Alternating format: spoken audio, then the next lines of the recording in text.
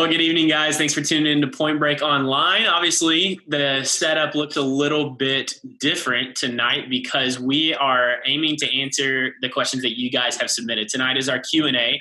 We opened up our Instagram for you guys to submit questions that you have just about faith, especially in this season. And we have got just a room stacked full of people that I respect a ton, who I believe are filled with wisdom and who I just enjoy having a good conversation with. And so that's what tonight's going to look like, is we're just going to answer the questions that you've submitted and take some time to just pour some wisdom into you in this season and give you guys some good stuff. So praying over this time for you guys, even as y'all tune in. And if you think of any more questions, you can always go to our Instagram at Pointbreak Students and submit a question there, and we'd love to get back to it. But without any further ado, let me introduce our Q&A panel. So for those who don't know me, I'm Tyler Riley, the high school pastor at Faith Bridge, probably the least important person in this entire Zoom chat because we have got a stacked lineup, people. Michael, let's start with you. Why don't you introduce yourself, kind of what you do, how you're involved at Faith Bridge, and then also how have you been keeping yourself entertained during this quarantine? Okay. Well, my name is Michael Franca. I'm the director of the road at Faith Bridge, which is a honor to serve in that capacity. I also walk with a group of senior guys in Curious that I've had since they were in the 6th grade. So we are rounding out our time in Curious here in the new normal. So it's been very interesting. To keep myself busy, I've just been changing a lot of diapers and sleeping whenever there's like 5-minute windows to do so. Yeah, you added another kid to That's the right. April 2nd, she was born, and so now we have a newborn and a 2.5-year-old. And here Welcome to the club. Yeah, that's right. I love it, man. I love it. Rory, we'll go to you. Well, my name is Roy Kern. I just an adult volunteer. I get to do Curious. I get to do the road. I get to do discipleship, and I get to just hang out with students and just do life and answer questions. This is my favorite thing. I love questions and talking about important things. And for me, I've been to keep busy. I've been out in the garage a lot. So I made this for my wife for her birthday. It's plumwood. Plumwood. Delicious. Wow. Anyway, Beautiful. that was my first bowl, and I make pens. It's olive wood from Bethlehem. So I've been having a good old time. Oh yeah, hanging out in the garage. Yeah, we've talked about this. I need to get a wood lathe, but a wood lathe is probably the most like therapeutic thing. As you take, like, well, come over. Wood. Yeah, come over. You can use it. Hey, 6 feet apart. But yeah, no, I love that. Jill, my loyal and faithful boss. Yep, that's me. I am Jill Sullivan, and I have the privilege to be the director of FSM. So that means I get to kind of work my way in and out of all of the ministries and capacities with students. And I love you guys, students. We miss y'all. And honestly, one of the hardest parts for this season has been us not seeing you guys. We miss y'all so much. So I love students. Then to answer your question of how we have been entertaining ourselves in this quarantine season, we being the Sullivans, I, like Rory, brought a couple of props to show you. So we have been doing weekly putt-putt tournaments in our home. Yes. Where we will set up this, I hope you can see it. We'll set up this hole around our house, and we'll determine how many strokes around what piece of furniture, under what piece of furniture you hit the golf ball. And the winner every week is presented with this trophy that they get to keep on their quote unquote desk for their week at home. And you also, that's not all, if you win, you also get to wear this amazing flat bill hat that's a master's hat. So there's that. Yep. But we've been doing those about weekly, and sometimes they make their way to Instagram Live. So make sure you're checking Instagram Live if you would like to tune into a Sullivan putt-putt tournament. Do you get to beat Sully? Wow. Actually, I have beat him about 3 times. It's been kind of a sore subject in our home, Rory. Excellent. Yes, I love There's a it. group of senior boys that have witnessed myself and Sully come from a very deep hole and win a putt-putt tournament completely fairly and by the books. And I'm Putt-putt sure is would just love to chime in on this timeless game. sometime. It is a timeless game, and I love it. Hola. Man. My name is Ola Kuku. So excited to be a part of the Faith Bridge Ministry. I work as Rory said, I work volunteer as well. Work with the Curious. I'm always with the choir when I'm called to service, and just love this as well. I was excited when we had this opportunity. I was like, I can't wait to, one, meet everybody, see their questions, and also to be with these great people. So that's it. What do I do to keep myself busy during the quarantine? Of course, I'm at work. I'm busy working, but I couldn't beat what Rory showed. I have a cup, but it's not a. I do a lot of yogurts. I drink a lot of yogurts, but we do exercise actually. So what I'm going to show you right quick is what we do in the backyard is we play. Yeah. I kind of like made a volleyball out there, and that's me and the wife. And I was training out right there. You see that? You see that? Oh, you see that? Awesome. Wow. So whenever I finish eating, I go outside and do a little bit of exercise. But That's amazing. we've been busy. I work in the health industry, so we've been super busy. I don't think I can complain at all. I'm not at home like you guys with kids. I get to run away from them in the morning and come back later in the afternoon. But all is well. We thank God. I can't wait to see where God leads us with this panel right here. Yeah, absolutely. Well, as I was kind of saying in the intro part, I've asked you guys to be on this panel because I respect you guys a ton and respect the wisdom that you bring. And this whole deal is just going to kind of be a casual conversation of brothers and sisters in Christ, just talking about the word and talking about questions and that sort of deal. Because students, I'll say to you guys, I know y'all are in a very different season right now, but you always kind of got questions and you're always wrestling with stuff. And I can tell you, even though this panel is stacked with people who have an immense amount of wisdom, you will never stop learning until you come into the presence of Christ in heaven. Like you will always continually be learning. You will always continually have questions that you want to build and expound on. And so this is a normal thing to gather around and just talk about the word, talk about questions that you have about faith and things like that. So I want to encourage you guys in this season as well to be encouraging one another, asking one another questions. Hey, what are you reading? Oh, I read this. What do you think that means? It's very important. Community is one of the greatest resources that God has given us, and just given us people to walk alongside life with. So that's really what we're doing today. But why don't we get into the first question? How does that sound? Sounds good. Great. I love it. So we will start with this one because I think this is one that maybe some more people would admit that they have kind of felt. The question is, I have felt further from God during quarantine specifically. What advice would you have? And anybody can take it away.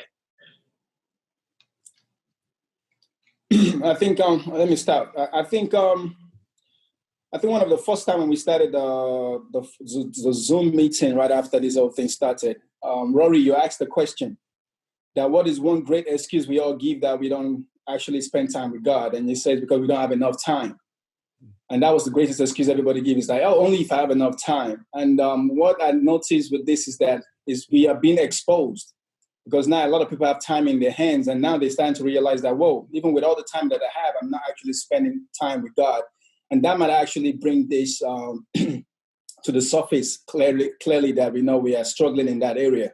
So my advice is that we should generalize those kind of struggles. I mean, don't generalize it. I mean, you should be more specific in what the issue is, whatever you think you're actually struggling with, that which you ask yourself. That way, you're more specific in how you want God to listen to you, how you want God to respond and help you resolve that issue. So, for example, if I'm having issues, maybe I used to read my Bible a lot, but I'm not reading it. I don't want to generalize it that I'm not doing anything. I'll say, you know what, I haven't been reading my Bible like I used to read. That way, I know what I need to focus on, which is my Bible. If I feel like I haven't been doing worship like I used to, or like asking questions or getting myself in those areas, the more you become specific in whatever it is, then your prayer become more targeted, and then you know how to, listen, address, and resolve that issue as the Holy Spirit speaks to you. So I think we shouldn't think about it like a big problem. Just focus into what it is that you say, okay, you know what, I haven't been doing this specific thing that I used to do. And that way you can earn your direction and your focus on that thing and get it done. So, but I see how time could expose that struggle. That, you know what, I have all the time now, but I'm not using it the way I thought I should be using it. Mm-hmm. I was going to say, I'm going to pull back from Point Break a few weeks ago, the idea of movement creating motivation.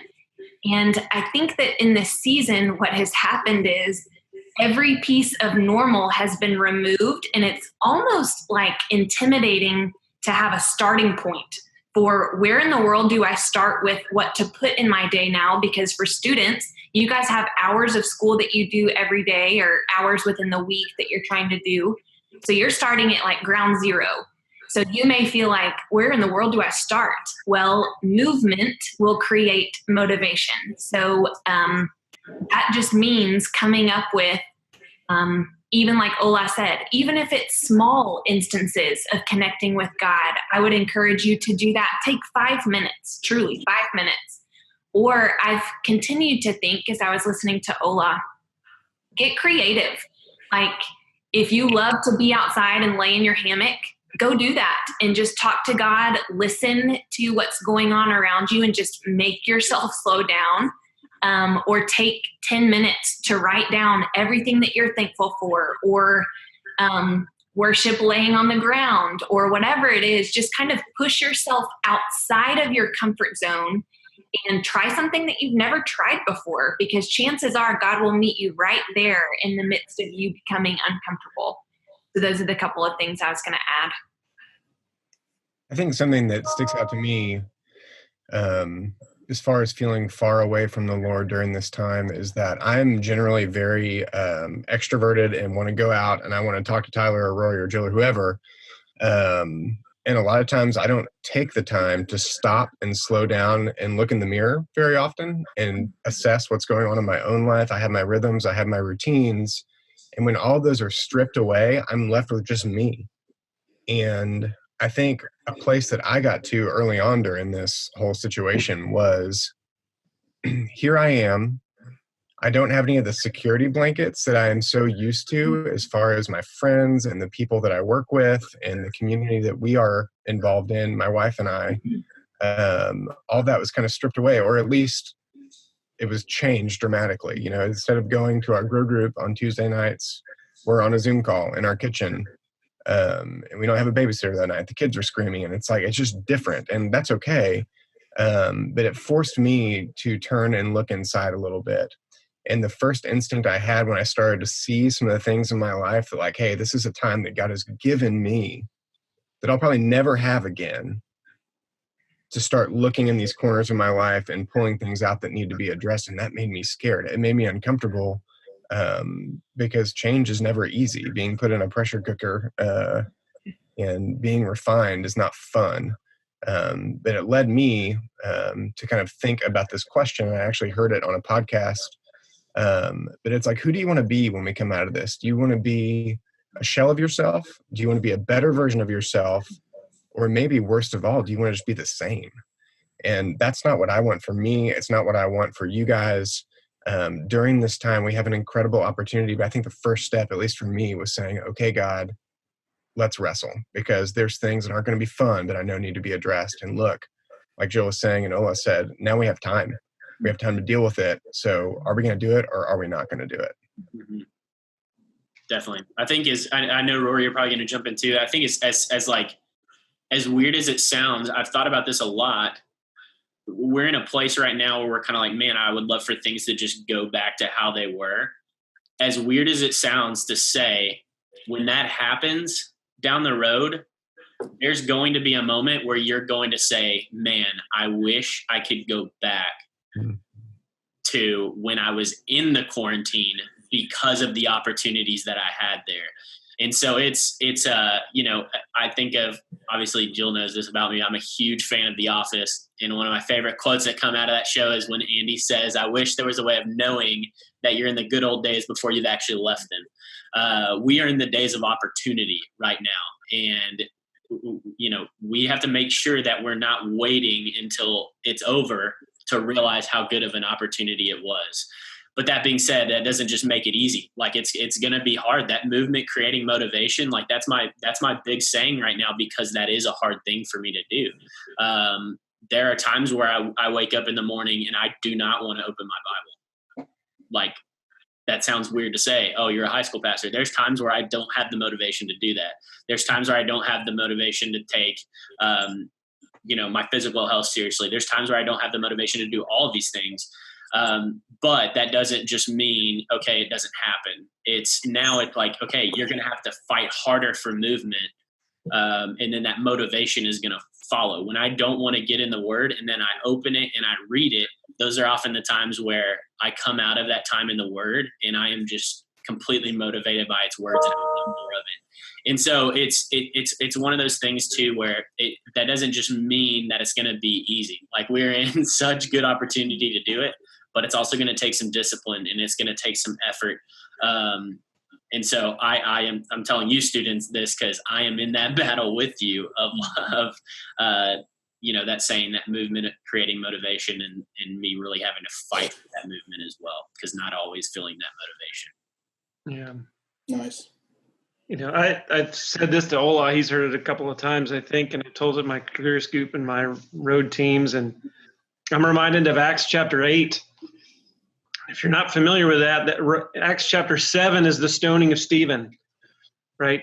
And the whole chapter is about that. And they stone him at the very end. And in Acts chapter 8, a persecution breaks out in this church, and they're scattered all over the country, far and wide.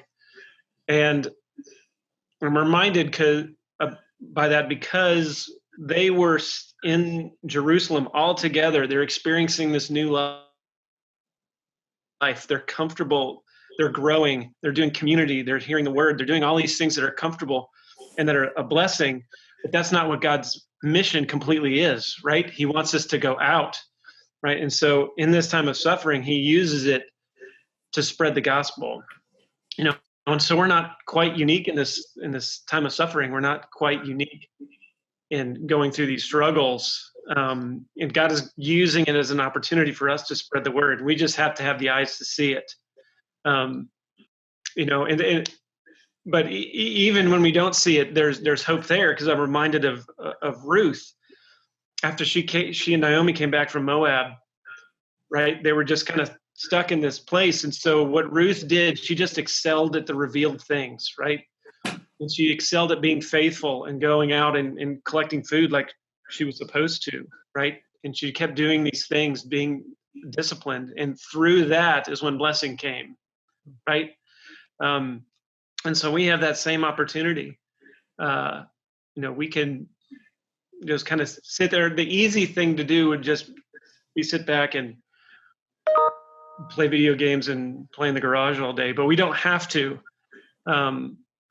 It's often we can waste time just trying to get to the end of what it was and hope to go back to what it was. But that's not really the purpose of the time that he's given us, and so I'd echo what everybody else said. Are we excelling in the revealed things? Are we doing the disciplines that we've been told about all the time? Are we in the word? Are we in prayer? Are we doing community? Are some of those things falling? Like Ola said, is there something specific that we can look at? And there often is, but there's hope in all this because we see God doing something, and he's chosen us to do something with, and that's hopeful, I think. Yeah, absolutely. Well, off to a scorching start. I'm honestly encouraged a ton as we sit here and talk and chat. Now we're going to come in with the heater. I gave us the softball throw. Now we're coming in with the heater. So this question was submitted. We just went through a study in James. And this question is salvation by grace through faith alone, or faith and grace and works? So there it is. I had a thought on this one. It's not an original thought. I was reading about it a bit, and it kind of goes like this. if I were to tell you that the room you're sitting in is going to just catch on fire in 1 minute, and I'm a reputable guy who you believe knows about fire and is not lying to you, and you hear me, you believe me, and you don't want to burn up, and you're physically able, you're going to get up and you're going to run out of the room, right? You running out of that room was a work, it was an action, but it was spurred on by the fact that you believed me and had faith in what I was saying. I think it's the same thing. The little tagline that I wrote down is that the works are not the root; they're the fruit of the plant. So, what you are rooted in and grounded in and saved by is your faith. And because you are grounded in that faith, the natural result of being planted in that is the fruit of the works that come out of your life. So is salvation grace and faith and works, or grace and faith? It's grace and faith, but because we have those things, genuine faith produces fruit. And those are the works that you see in the lives of believers and people around you. I'll segue from that. I immediately had Ephesians 2, 8, and 9 pop in my head, which I love those verses. They're refreshing every time. They say, "For it is by grace you have been saved through faith, and this is not from yourselves. It is the gift of God, not by works, so that nobody can boast." So it's exactly what Franca is saying.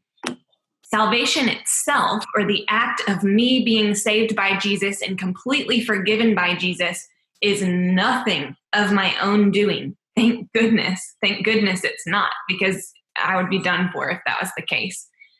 But there should then be a reaction that is given from the gift, or is in response to the gift, that is a lifestyle that is more of the works execution. But I've kept thinking, if salvation and if forgiveness is anything else other than grace and faith, it cheapens the very nature of the cross, because it almost says that the blood of Jesus, or the act of sacrifice and him raising from the dead, is not enough. If we say that works is part of it too, it's saying, oh gosh, Jesus, what you did for me is not enough. This other thing has to be added in. So yes, absolutely, salvation is just grace through faith, and works is a byproduct. It's the fruit, just like Franco was saying. Yeah, and that's the book of Galatians. Like when Paul is writing that letter to the people in Galatia, and he says, like he always does his customary greeting, and then like, I'm so proud of you, I've been praying for you, and then he talks to the Galatians, and he's like, who's bewitched you? Like, what happened?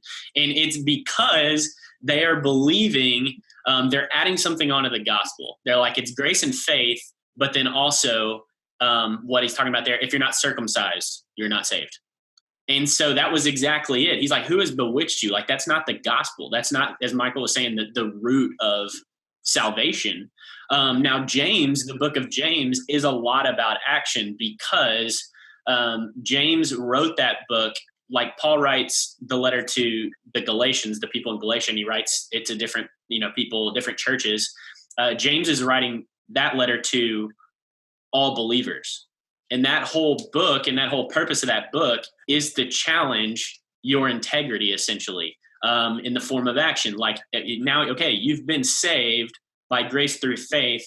Are your actions showing that? Or are your actions showing a lack of that salvation even taking place in your life? So when that question was submitted about James, I don't think James is saying that when you're missing those actions, you're missing salvation, because every time I read the book of James, I'm leaving with something where I'm like, dang, I thought I was doing good.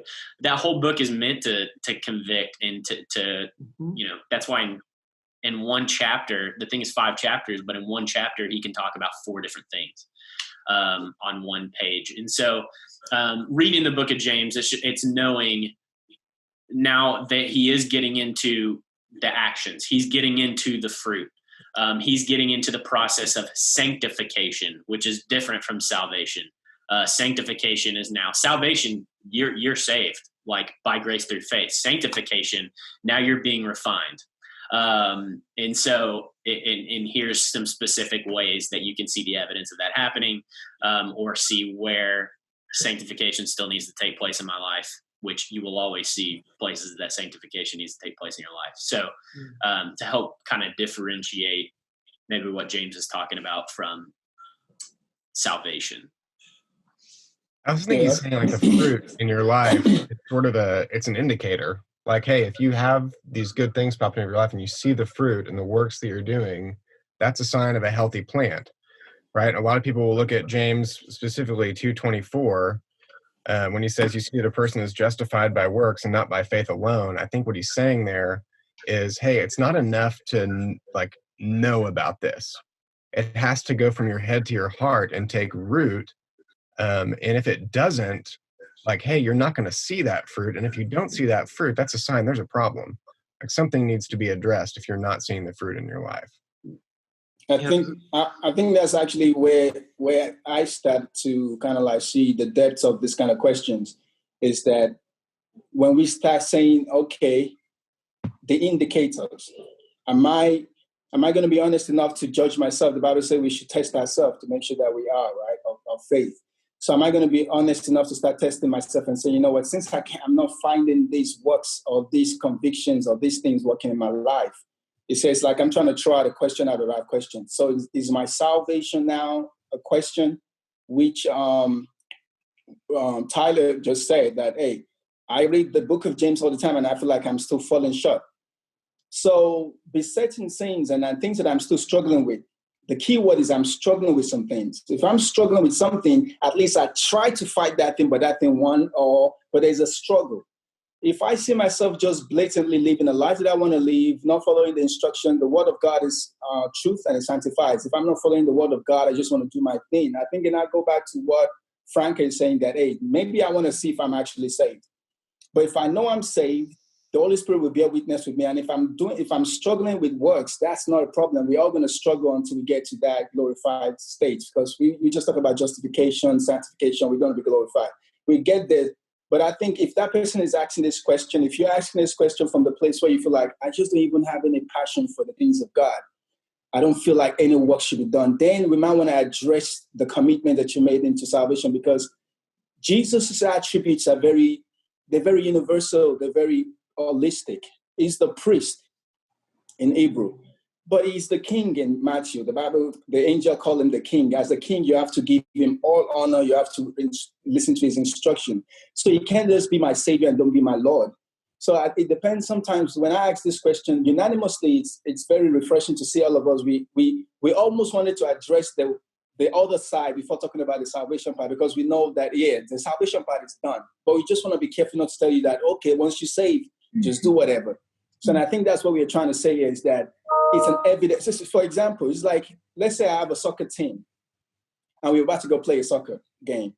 And somebody called me, maybe the referee called me and said, all you guys need to do is show up for the game. The trophy is yours, right? And then we get to the game, we were about to play the game, and we all decided, just like Frank was saying, we all decide to just sit down and don't get on there because the referee already said we're going to win, that the trophy is ours. Then it's not playing the game. We're not playing the game. We're not going to win. But just show up and you will win the game means that you actually have to get on the field. You have to at least try to play the game. Try to struggle with the other people and fight and see. But don't worry, we're going to rig this game all the way to the point that you're going to win. So I think long as you are there, faith, to me, we are incapable of what is righteousness. What salvation gives us is the righteousness of God, right? It makes what Christ has done on the cross brings us into the presence of God, that we are righteous before God. We cannot achieve, we cannot attain, we cannot get to those places without faith. So I think we all know definitely, if I should give an isolated answer to that question, yes, it's only by faith and grace. That's the isolated answer to that question. But if we're now looking at the process, and maybe sometime we teach on the process of justification, sanctification, glorification, and all of that. If we look at that holistically, then I want that person that asked that question to start asking themselves, do I really love the things of God? Do I struggle with it? Am I just like, nonchalant with the ways and the things of God? If you're struggling in that area, then you might want to revisit the commitment that you make, because believe me, there's a commitment to that salvation that has been given to us by faith. Yeah, I think I'd echo what everybody else said, there's a bit of a misconception that Paul and James are kind of contradicting each other, but that's not really what's going on. You read things in James like, show me your faith. And he says, faith without works is dead, right? But Paul says, by faith alone, you're justified, right? But what James is not really saying is you have to earn this thing because you can't. But neither is Paul saying that, oh, now you've been saved, now you can act however you want. In fact, Paul later says that that person's condemnation is justly deserved, right? And he says it very emphatically, right? Paul and James are right in line. They're saying if you've been bought with a price and you've bought into this thing and you've sold your life to him, you've given it to him, right? Your actions will change, right? You're going to be different. It's transformational, right? We've used that word a lot. For me, when I became a believer in college, a lot of you have heard this story, is I used to cuss like a sailor. Like every other word for me was a vulgarity, right? But when I became a believer, he took that from me, right? And the experience was such that, okay, I didn't receive this teaching, oh, you shouldn't cuss anymore, you shouldn't swear. No, I didn't have to go and orchestrate that and do it, right? He took it from me. I no longer had a desire to do that anymore, right? So that's an evidence of the work that he was doing, right? And it wasn't really me, right?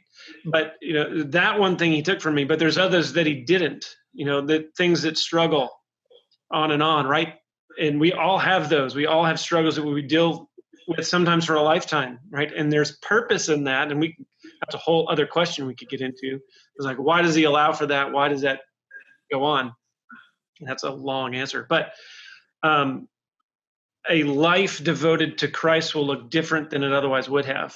And if you look at your struggles, if you look at how you're interacting with God and what your life looked like, you'll notice as you go in your Christian life, this is what it looks like, is you'll be able to look back and say, I'm better than I was.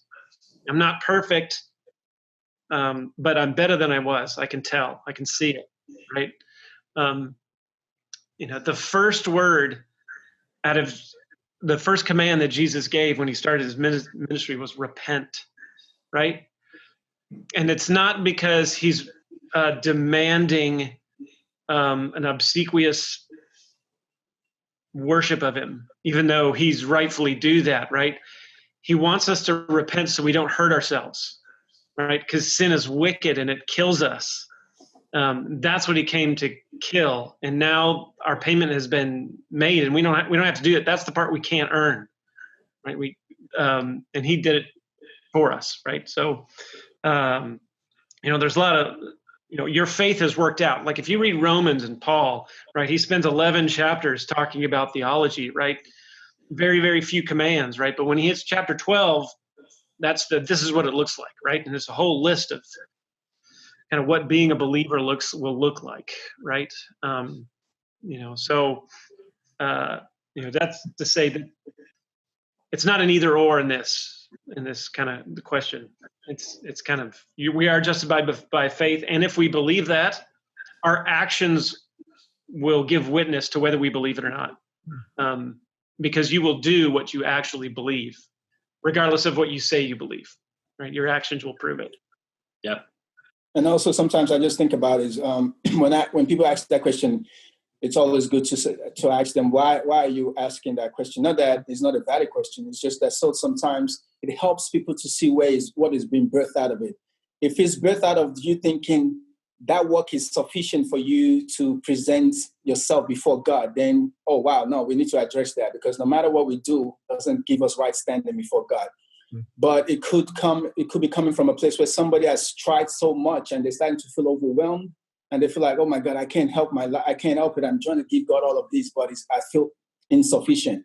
Then that person will need to be encouraged and saying, oh, you know what? God doesn't need that from me. God already loved you while you were yet a sinner. But again, if it's coming up from somebody that just feel like, you know what? I mean, I already got his, I already believe in him. I can do whatever I want to do. Then that kind of person needs another kind of answer. So it depends on where that question is coming from. Everybody, it depends. So a further backup question or like a a follow-up question have to be asked, like, hey, why do you feel like that? Why do you ask this kind of question? Because it's just like the question of grace. Some people feel like, oh, there's grace, so let me just drive my car without brake and just go. No, that doesn't mean that you should do anything you want to do. If you love me so much, as a matter of fact, that's what you don't want to do, things that will hurt me, and that's all we're talking about. Yeah. All good stuff, guys. As we kind of begin to wrap our time up, I want to give you guys the opportunity. This one's kind of an open floor as far as, do any of you guys just have some parting words? I mean, we could each agree that we have had people in our lives who have poured down wisdom to us. And so now as we have kind of the generation that's coming up, it seems right, like that's what we should be doing. We should, like, that wisdom should be trickling down. And so I want to open the floor for anybody to just give, if you could give some wisdom to these students who are watching tonight, what would that wisdom be? So it's an open floor, open topic, but last kind of parting words of wisdom that you would give. Well, there's a reason why all of us leaders are involved in this ministry. There's a reason why us adults want to pour into students so much. One of those reasons is we don't want you to make the same mistakes we did, right? And so one of the things of wisdom I would suggest is always be asking questions. Ask older people, how did you do this portion of life? What did this look like for you? And just so you won't repeat the mistakes of the past, right? It's and so that you can kind of see and navigate, and always be curious, always have an inquisitive mind, right? When Jesus was asked, what's the most important commandment? He said, love the Lord with all your heart, mind, soul, and strength, right? He wants us to think about this. He wants our minds engaged, and he wants our hearts engaged as well, right? He wants us to be, and he invites us into this game, right? Which is crazy. He says he's given us the ministry of reconciliation, which means the greatest work that he's ever doing, he's inviting us in, right? This broken, twisted group of people, full of hypocrisy and wickedness and sin. He's invited us in to join in this game and being part of the story. And so that's what I would encourage you. Always be curious. Always be seeking wisdom. If you read Proverbs, it's an older father, Solomon, trying to teach his son wisdom so that he doesn't break his life and break others. So I encourage you, to read that, but pursue wisdom. Look it up. It says in Proverbs, it's worth more than gold, right? Worth more than treasure. So anyway, that's my advice. Mine would be, it's a lifestyle. Christianity is a lifestyle. It's not something that you should want to find like a period in your life to say, okay, I'm going to give him so much. I'm going to pour while I'm in high school. I'm going to pour so much in it while I'm in college. I'm going to pour so much in when I get married. No, it's a lifestyle. And the moment you can understand that longevity that is going to take, that Christianity takes strong and very intentional position in your life throughout your lifestyle, you don't get burnout. You don't get tired of it. You don't start thinking about the capacity. So if I'm talking to one person, I'm super excited if I'm talking to 500 people. If I end up being like Tyler, speaking to the most amazing kids in spring, or I just go somewhere in the street, somewhere, just find a boy and talking to him to the side of the street, I feel like those are ministry. So ministry itself shouldn't be a big thing that you start thinking, I wasn't very effective when I was in high school. I didn't touch life no, just continue to be consistent in your lifestyle. Touch people. Touch people, like random people, like your brothers, your siblings at home, your mom, your dad. Wash the plates, little things like that they tell you to do. Come back home talk politely to your dad. Little ministries like that, your younger brothers are growing up and saying they're seeing Christianity played out in their home. I was raised in a Muslim home, and a friend that I actually went to spend holidays with back when I was still at home, we're still friends to today. Their lifestyle at home then, back in the days, they were a Christian family, is the lifestyle that I'm still trying to live in my house now, over 20-something years. I saw their daddy was so gentle, their mom was so gentle. They talked to themselves in a manner that was so refreshing. And I was like, wow, this is a beautiful lifestyle. So if you think about the little things you're doing, don't think about, oh, wow, I want it to be big. I want it to be, I just want to impact the world right away. No, just enjoy every instruction that you're giving and live that one step at a time kind of lifestyle. Because by the time you look at all of the things you're doing, you'll be so surprised that the consistency, the retention of the obedience of the word of God actually paints the bigger picture for those people that are looking up to you, your younger ones, your family, the church, and everybody. And when they now talk about you in the future, you'll be like, whoa, I never even saw that. I'll give a quick example. I've been working with the youth, the church that I left, I've been working with the youth for over 14 years. And before I left there, four years ago, we went for a convention. And a girl just came on the altar and she was talking and she was very eloquent. And I was like, what? She was talking about how pride has taken over her, even though she was a Christian, but she's very, very, very intelligent. So sometimes she used that intelligence as a way to kind of like press on other people in school. When she finished talking, I felt like her convictions and her spirit was so pure. So I went to her and said, hey, I would love for you to be a mentor to one of my daughters. And right there, she just started crying. And I was like, what's going on? She said, I'll come see you later on. So she came later on and called me and I said, hey, this is my daughter. She's this, she's that. I think she's quite intelligent, but I want someone that can start talking to her so that she doesn't have pride and all of that. And I like the way you were talking. Mom talks to her, I talk to her, but I need someone like you to start being in her life. And then I asked her, why were you crying? She said, over 9 years ago, you were standing on the pulpit here and you said some things to us, and that's when I changed. So this girl was changed about 9 years ago from something that I said, and she's saying, it's so ironic that I came to her for her to be a mentor to my daughter that she felt like, I'm like, I can't even remember what I said. I don't even know what you're talking about. So those little snapshots of our life, the things that we do, the things that we say, the right lives that we live, the integrity that we leave behind, some people are grabbing it. And that's what is changing them for the future. So what I want to advise you guys, I know that was a long one, is stay consistent. It's a lifestyle. It's short. Don't try to rush it. Don't try to do something big, a big band revival. Just continue to do the little things. Be obedient at home, obedient to the little instructions, the godly instructions in your life. And they all will paint out to be the best picture God wants to write about you. Love that. One of the things that I'm really focusing on right now is an analogy that started small in my mind and has grown, which is ironic, punny, even if when you get to, never mind, sorry. The analogy that I'm using is a garden. And this line that I heard, this person was talking, they said, tend your garden. They were talking specifically about quarantine life and kind of what I was talking about earlier with, man, I have all this time to be introspective all of a sudden, and my tendency a lot of times is to go, that's boring, I don't want to do it. And that relates to a garden too. I think about whenever, Saturdays before I had kids would roll around and it was a day off where I could sleep in and I could, wake up when I wanted, eat when I wanted, do whatever I wanted to on my own time. But I would do so at the neglect of things that needed to happen outside in the flower bed, right? And I would know when I got a letter in my mailbox from the homeowners association saying, pull your weeds or give us $100 or, whatever it was. I say, man, I got to do that. I got to do that when something bad pops up.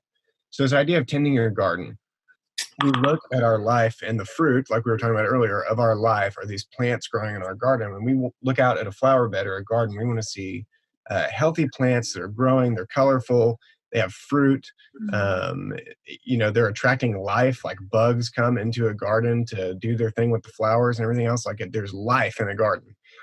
But then there's these things that pop up in gardens called weeds. And if you've ever had to do any kind of yard work, you know what I'm talking about. This is the thing about the weeds in your garden is that they pop up out of nowhere and usually really quickly, and they are nearly impossible to get rid of unless you dig down and pull them up by the roots.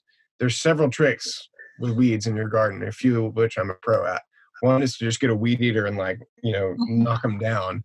But the thing about doing that is they come right back up. So we can just knock it over to where people can't see it. But if the root of the problem is still there and hasn't been dealt with, it's going to continue to come back up. So that's one thing. You can spray chemicals on it, spray Roundup on the weeds in your life, whatever you want to do. And for my life, for so long, there's been issues that I just want to hit with the weed eater or spray with Roundup or stick a rock on top of it so that people can't see it and just look at the good stuff. But we have this time, like I said, I'm viewing it as a gift that we may never, ever get again, to be introspective and look at our garden and say, there's a weed. I need to dig. I need to get to the root of that, and I need to pull it up so that when I come out of this, it's not in my garden anymore. The things that are going to be in my garden when I come out of this are going to be alive and producing fruit and beautiful to look at. And if we don't tend our garden, when we come out of this, it's going to be a mess.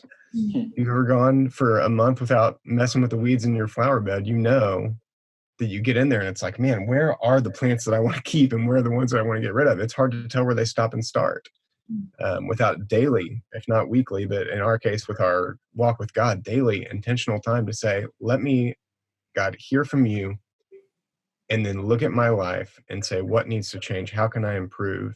So that when we come out of this, our garden is in good shape and we're a better version of ourselves than when we came into this quarantine. Good word. Nice. The thing that keeps popping into my head to share is the word initiate. And I think I mean that in two different ways. The first way is specific to this season, I feel like.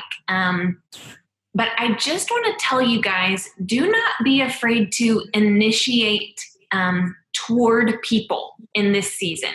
Meaning, if you have found yourself kind of grappling with the reality or feeling isolated or maybe experiencing things that you've never experienced as far as, I don't know, our lives have undergone a total overhaul in the last 6 weeks.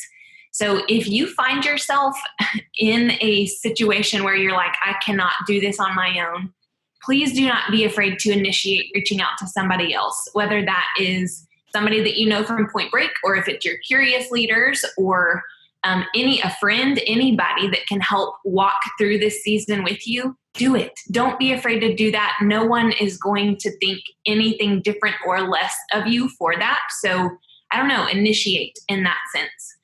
And then I kept thinking, let me see if I can put this into words. Initiate when it comes to living on mission. Like, initiate spiritual conversations with your friends. Initiate serving your family. Like I think somebody else said, maybe Ola a minute ago, do dishes. Initiate doing something for your neighbors, or initiate that lifestyle. I keep coming back to conversations specifically with friends, because I feel like those are so refreshing to us, but sometimes we're scared to do that because of what people may think if we're the weird one that brings up Jesus in the conversation. But we're so grateful when that happens. So those are kind of the two things that have been rolling around in my mind the last several minutes. Yeah.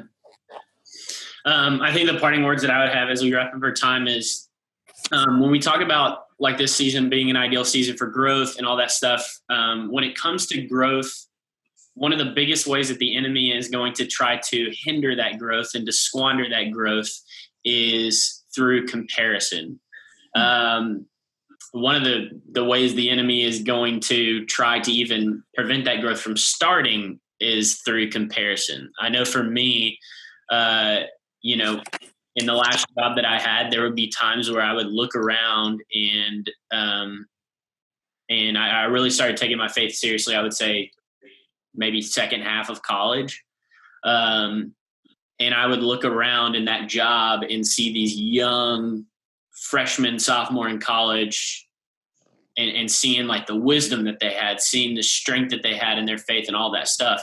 And I remember thinking, man, darn, I blew it. If I would have just started earlier. And that can be one of the biggest ways that the enemy can stop you from even starting that process of growth. You may be sitting at home right now, and you may have just completely done a 180 from where you were at. You may have heard something in this conversation where the gospel's been made clear to you, and you're deciding in this moment, I'm going to 180.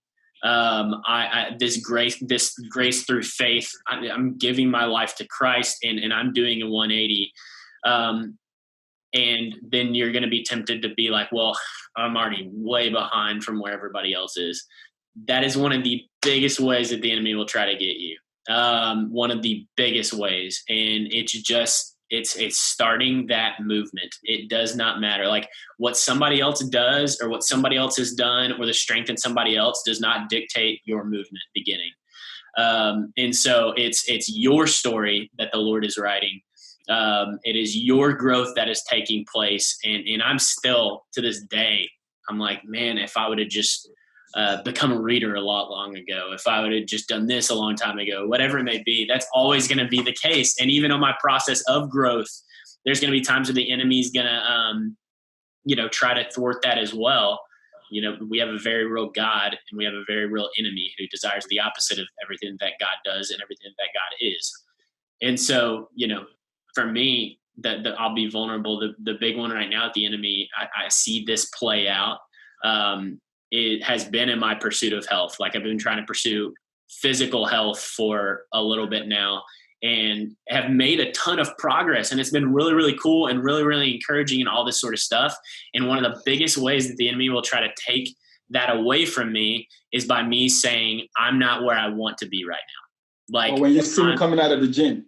Yeah, that's evidence. Man. He saw me coming out of the gym one time. That's evidence that I've been at least once. But it's that's one of those things. Like I'll get discouraged by something, and the way that I'll get discouraged by it is saying I'm still not where I want to be yet, and I'll completely miss whether it be my faith, whether it be my physical health. I'll completely miss where I've come from, and in that moment, I'm like, dang, I'm not where I want to be right now, and that will take away my motivation. Movement, continuing to move and understanding if it's reading in the word, if it's spiritual growth, if it's physical health, whatever it may be, it's just continuing to grow and continuing to move while realizing where that discouragement can come from and realize how you can combat that with truth and realizing how you can bring your friends and your community in to help you combat that truth. That's been one of the biggest ways whenever I am discouraged by that and admit that to somebody and they're like, give me the truth right where it is. And they're like, that's a lie. And all of a sudden I'm like, oh, like if it's a lie that I'm believing about my faith, if it's a lie that I'm believing about how God views me or whatever it may be, right off the bat, they're like, no, like that's a lie. That's the enemy. Here's how I know that. And here's scripture about it. And it's like, from that moment, I was like, dang. And then I'm just back on. So as we talk about growth and things like that, it's the process of getting started. It doesn't matter where somebody else is at compared to where you're at. Like where you're at is what it's important. Like your heart is what's important. The story that God is writing for you is what's important. And so just continue to stay encouraged and motivated on that by speaking truth to yourself and also inviting others to speak truth into you as well.